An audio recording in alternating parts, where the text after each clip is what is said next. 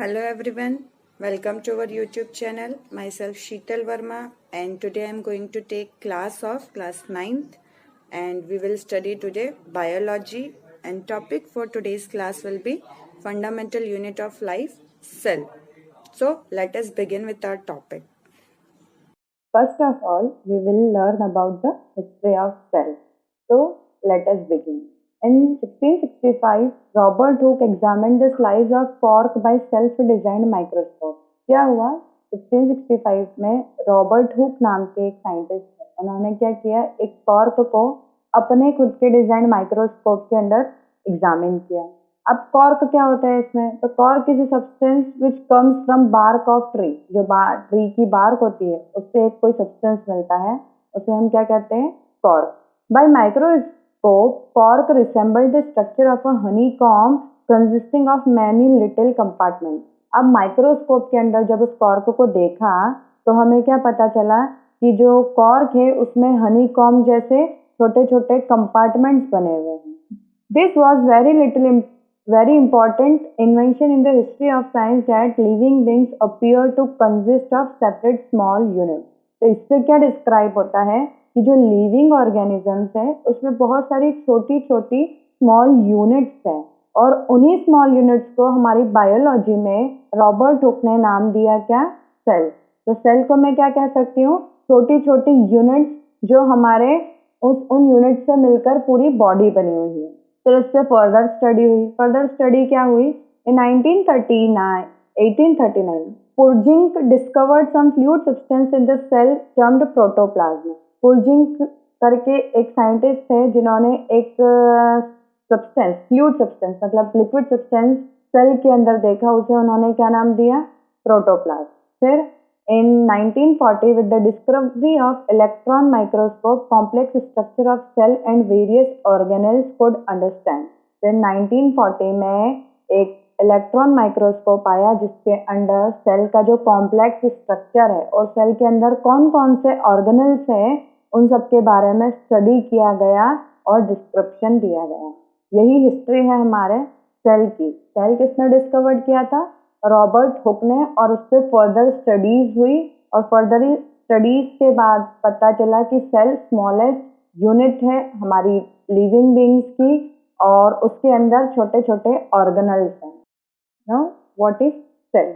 All organisms around us are made up of cells. मतलब मेरे आसपास जितने ऑर्गेनिजम्स हैं वो सब किससे मिलकर बने हैं, सेल्स हैं. Some organisms are made up of single cell called unicellular organisms. Example amoeba. कुछ ऑर्गेनिजम्स ऐसे हैं मेरे वर्ल्ड में या फिर मेरे यूनिवर्स में जो सिर्फ एक सिंगल सेल से बने हुए हैं. तो जो ऑर्गेनिजम्स सिंगल सेल से बने हुए हैं उन ऑर्गेनिजम्स को हम क्या कहेंगे, यूनिसेलुलर ऑर्गेनिज्म. एग्जांपल है उसके लिए अमीबा. ठीक है. Many cells grouped together in a single body and perform various functions called multicellular organism. अब कुछ ऑर्गेनिजम्स ऐसे भी है जिसमें डिफरेंट डिफरेंट टाइप के सेल्स है, उन्हें ग्रुप कर दिया गया है एक सिंगल बॉडी में और वो अपने अपने फंक्शंस करते हैं, परफॉर्म करते हैं. तो ऐसे ऑर्गेनिजम्स जिसमें बहुत सारे डिफरेंट टाइप ऑफ सेल्स हैं उन ऑर्गेनिजम्स को मैं मल्टी सेलुलर ऑर्गेनिजम्स कहूँगी. Some organisms have different kind of cell with different shape and size. कुछ ऑर्गेनिजम्स ऐसे होते हैं जिसमें सेल तो होते ही है बहुत सारे, उनका शेप और साइज भी डिफरेंट होता है. Each living cell has a capacity to perform certain basic functions that are characteristics of all living forms. क्या है, हर लिविंग सेल मतलब जितने भी सेल होंगे सबकी कैपेसिटी है वो कोई ना कोई एक बेसिक फंक्शन परफॉर्म करेगा और यही खासियत है उस सेल की. All living cell perform this basic function, और हर लिविंग सेल का कुछ ना कुछ एक बेसिक फंक्शन होता है. As we know, there is a division of labor in multicellular organisms such as human being, means different part of our body perform different functions. देखिए हर मल्टी सेलुलर ऑर्गेनिज्म में क्या है, हर सेल का काम अलग है. जैसे हमारी बॉडी है तो आँख देखने का काम कर रही है, नाक सूंघने का काम कर रही है, हाथ से हम लिख रहे हैं, खाना खा रहे हैं, पढ़ रहे हैं. तो हर फंक्शन, हर ऑर्गन का फंक्शन अलग है. ऐसे ही हर सेल का भी फंक्शन अलग होता है.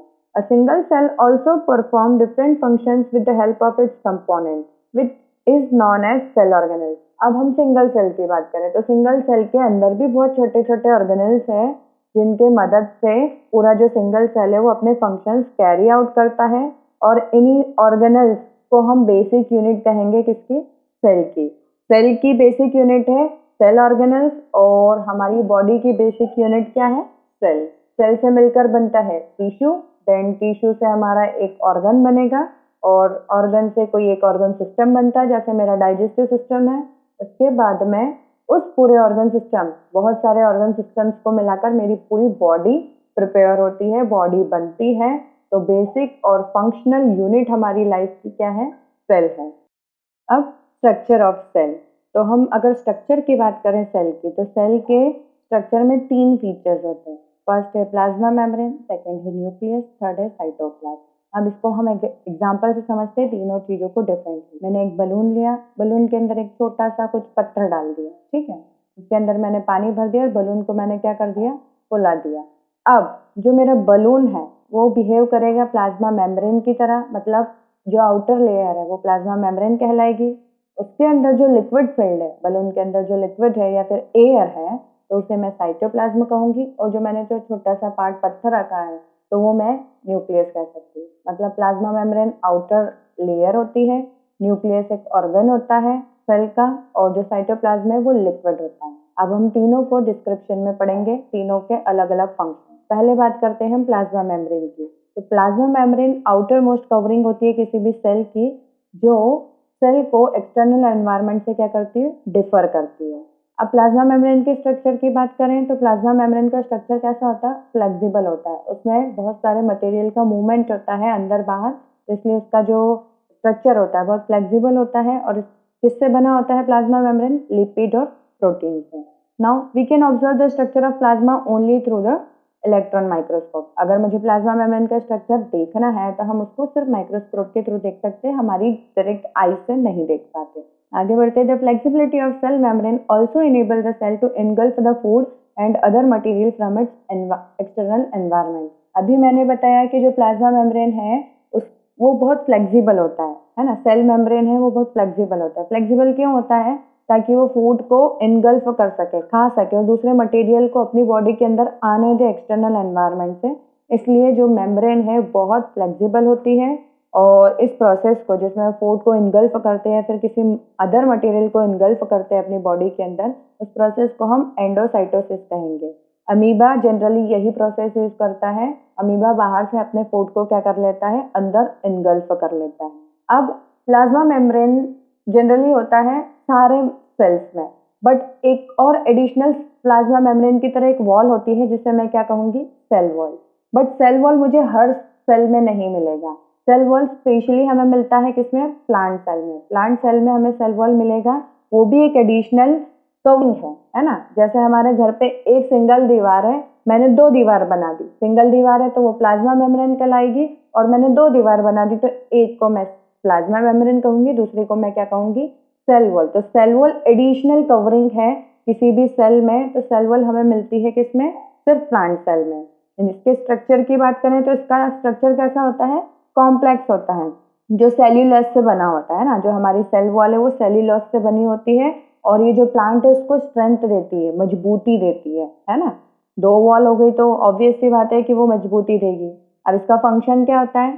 Cell wall permit the cell of plant, fungi and bacteria to withstand with dilute external media without bursting. Cell wall जैसे फंगस वगैरह को क्या करती है? उनको परमिट करती है अंदर कोई डिस्टर्बेंस के बिना।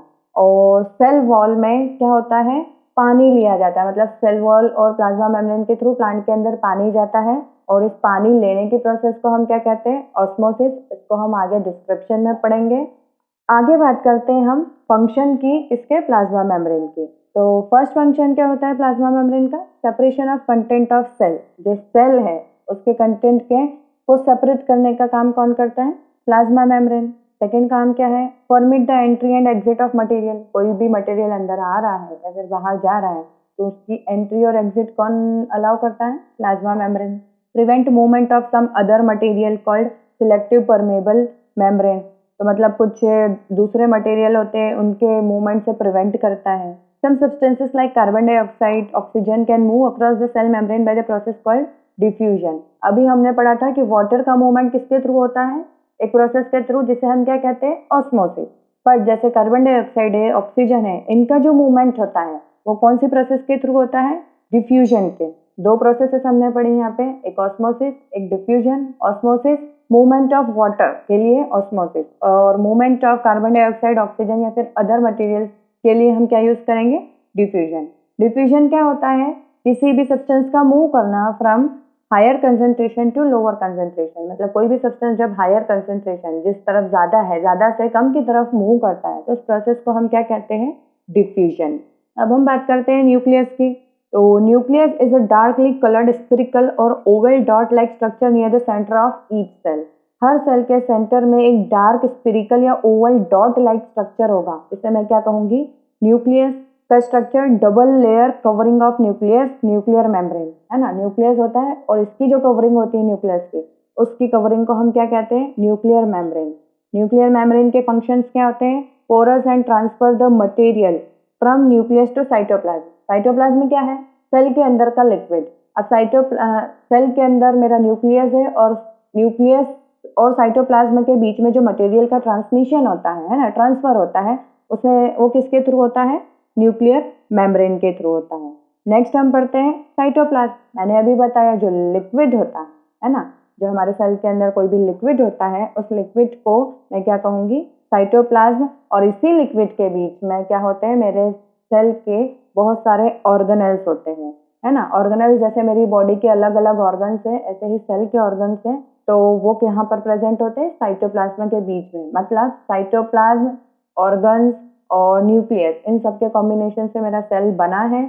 और सेल की जो आउटर कवरिंग है उसे मैं बोलूंगी प्लाज्मा मेम्ब्रेन। और कहीं कहीं पर एक एडिशनल मेम्ब्रेन ऐड हो जाती है जनरली प्लांट सेल में, जिसे मैं सेल वॉल कहती हूँ। सेल ऑर्गेनेल्स की बात करें, large and complex cells of multicellular organisms need a lot of chemical activities to support their complicated structure and function, है ना। बड़े बड़े सेल्स, मल्टीसेल्युलर ऑर्गेनिजम्स के जो बड़े बड़े सेल्स होते हैं, उनको बहुत सारी केमिकल एक्टिविटीज कैरी आउट करनी पड़ती है ना, अपने कॉम्प्लिकेटेड स्ट्रक्चर और फंक्शन के कारण। To perform this activities membrane bounded little structures are present called organelles. और इन्हीं एक्टिविटीज को कैरी आउट करने के लिए छोटे छोटे ऑर्गेनेल्स प्रेजेंट होते हैं सेल के अंदर। This organelles are visible only with electron microscope. और ये जो ऑर्गेनेल्स हैं, ये सिर्फ इलेक्ट्रॉन माइक्रोस्कोप के थ्रू विजिबल होते हैं। हम सेल ऑर्गेनेल्स के बारे में पढ़ेंगे, बहुत सारे सेल ऑर्गेनेल्स होते हैं सेल के अंदर, उनके बारे में हम पढ़ेंगे नेक्स्ट वीडियो में। तो this is enough for today. So thank you and keep watching